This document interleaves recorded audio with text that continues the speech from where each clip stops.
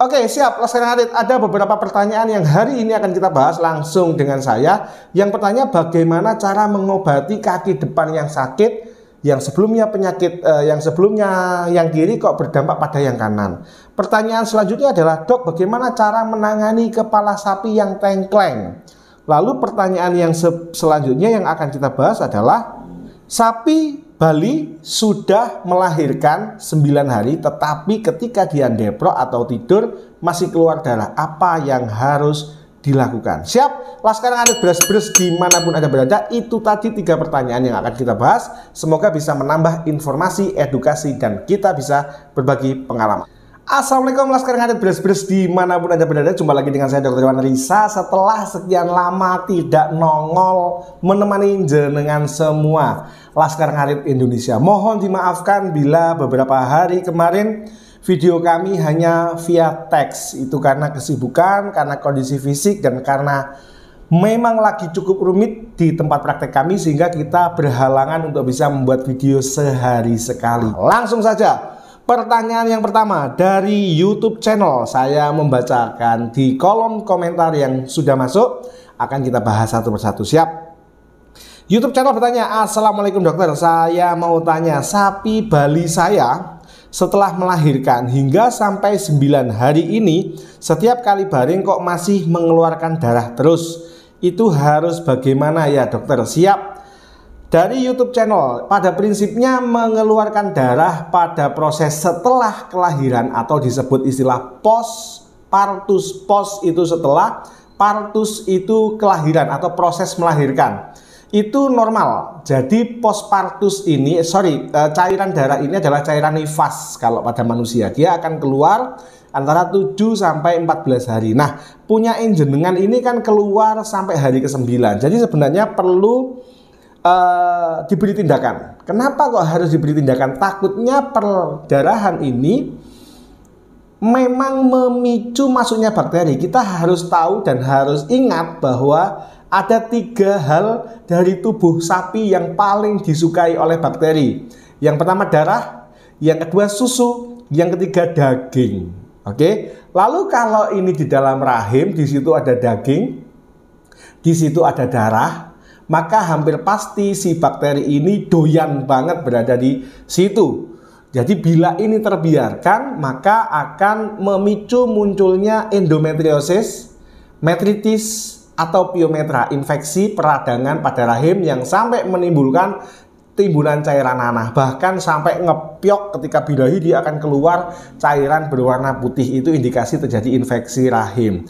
Solusinya adalah jenengan segera panggil mantri, jenengan segera panggil dokter yang bisa datang untuk memberikan terapi. Terapi bisa berbagai pendekatan Laskar Ngarit. Bisa hanya injeksi yang diulang setelah beberapa hari, bisa injeksi, bisa dikiret, di flushing ya, dikeluarkan cairan yang ada di dalam rahim. Tapi biasanya kalau udah 9 hari, serviks ini biasanya sudah nggak bisa dilalui tangan lagi Laskar Ngarit. Jadi konkretnya segera panggil dokter, lakukan tindakan pencegahan atau pengobatan bila memang di situ sudah terjadi infeksi rahim. Karena rumusnya 3 hal yang paling disukai oleh bakteri dari seekor sapi adalah air susu, daging atau jaringan yang terbuka, dan darah. Maka dari itu, karena di situ ada darah dan di situ ada otot atau daging ya di dalam rahim itu, maka segera panggil dokter. Siap? Kita lanjutkan pertanyaan yang kedua. Siap? Oke, menanggapi dari Mas Hendra Utama. Salam Ngarit dok, saya dari Lampung Barat. Saran saya kalau buat video jangan pakai teks, lebih bagus pakai suara aja ya dok. Siap? Saran masukannya kita terima dan kita perbaiki, kita koreksi, dan langsung kita eksekusi dalam bentuk video. Laskar Ngarit siap, mohon maaf sebesar-besarnya. Oke, siap. Kami akan melanjutkan ke pertanyaan selanjutnya. Dari Rafaireh Danis bertanya, dok mau bertanya, gimana cara mengatasi kepala sapi yang nengkleng ya dok? Nah, kepala sapi yang nengkleng Laskar Ngarit, kita tahu ada beberapa kemungkinan yang paling sering terjadi pada kepala sapi yang nengkleng.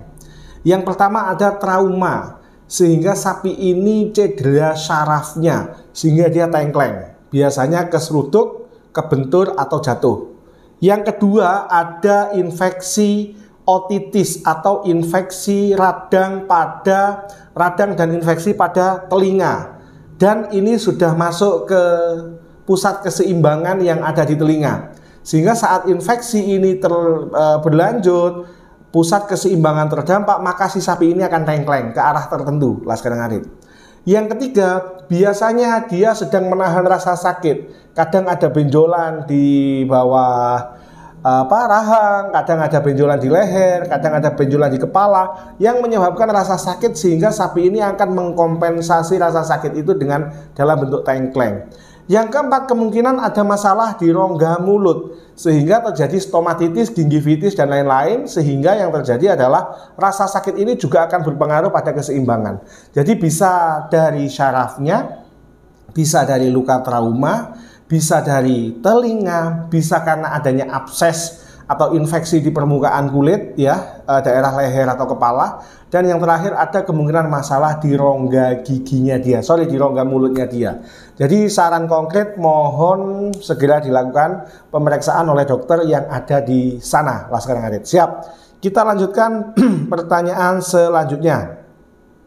Dari Amirul Hidayat bertanya, "Dok, sapi saya mengalami sakit pada kaki depan sebelah kiri, kayak kena linu. Bagaimana cara mengobatinya? Kemarin sudah disuntik, tapi sekarang kaki kanan juga ada gejala sakit. Tapi sapi pernah kena PMK, oke. Dan 2 bulan yang lalu anaknya mati. Mohon penjelasannya Pak Dokter." Siap, ini terlalu kompleks, Laskar Ngarit, untuk dijelaskan. Tapi kemungkinannya adalah mungkin saja mengalami yang namanya laminitis. Laminitis adalah infeksi radang pada lapisan lamina atau teracak kakinya si sapi. Memang sering terjadi pada sapi yang bunting 7 bulan ataupun tidak. Bahkan sering juga terjadi pada sapi bunting tua, sampai sapi melahirkan, sampai sapi menyusui, meskipun anaknya mati. Nah, laminitis ini kenapa semula kiri terus kanan terdampak? Kenapa laminitis ini cenderung terdampak di 2 kaki, Laskar Ngarit? Ini dikarenakan, oke, saya jawab, kaki yang sebelah kiri sakit, menahan rasa sakit, sehingga berat badan tubuh sapi yang 4, yang seharusnya ditopang oleh 4 kaki, dia hanya ditopang dengan 3 kaki. Sehingga ketika kaki kiri ini berhenti menopang, maka mau tidak mau beban berat yang ada di depan dia ditopang oleh kaki kanan. Bila ini terus berlanjut, maka kaki kanan juga akan kelelahan dan muncul luka, karena dia bebannya terlalu berat. Sehingga dipicu oleh kelelahan atau rasa sakit di kaki kiri depan, ini memicu munculnya masalah di kaki kanan depan. Jadi konkretnya, bila memang ini adalah laminitis atau masalah di teracak, maka jenengan bisa memanggil mantri atau dokter untuk segera menginjeksi. Tetapi yang paling penting jenengan lakukan adalah yang pertama, kandang tidak boleh terlalu kasar dan menyakitkan bagi si sapi.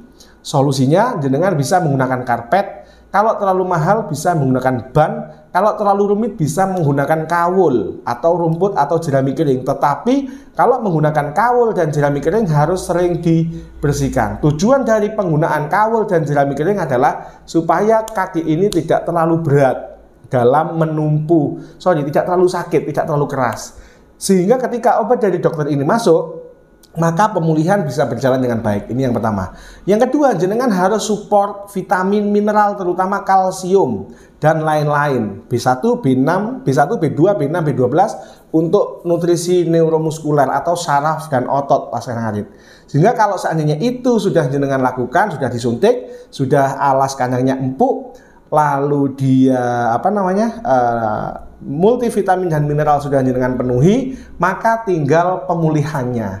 Apakah perlu injeksi ulang? Bila memang dibutuhkan atau dokter di sana menyarankan untuk injeksi ulang, lakukan, diikuti saja. Tetapi biasanya laminitis ini akan berdampak pada X di depan, Laskar Ngarit.